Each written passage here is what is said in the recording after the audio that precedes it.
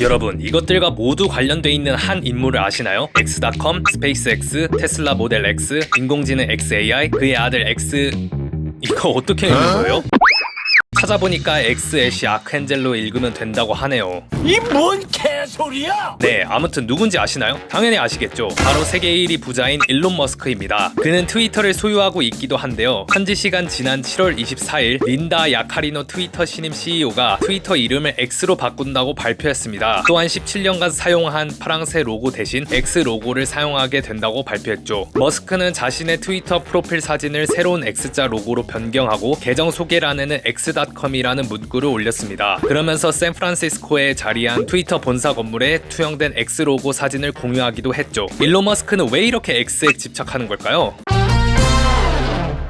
머스크가 X라는 용어를 많이 사용하는 것에 대해 성인 사이트에서 이런저런 웃긴 얘기들도 많습니다. X에 대한 일론 머스크의 집착은 어디에서 왔을까요? 그의 전기를 봐도 이 질문의 답을 정확히는 알 수 없다고 합니다. 추측하기에 아마도 1999년에 X.com을 설립한 후 문자 X와 사랑에 빠졌을 것으로 보고 있습니다. 보통 X는 종종 미지의 것과 관련이 있습니다. 수학에서 미지수로 X를 쓰잖아요. 또한 The X-Files 같은 SF 소설에 사용되는 문자이기도 하죠. 머스크가 과학을 사랑하니 종합적 이유에서 X에 집착하기 시작하지 않았을까 하고 추측해봅니다. 그래도 아들 이름을 저렇게 짓는 건...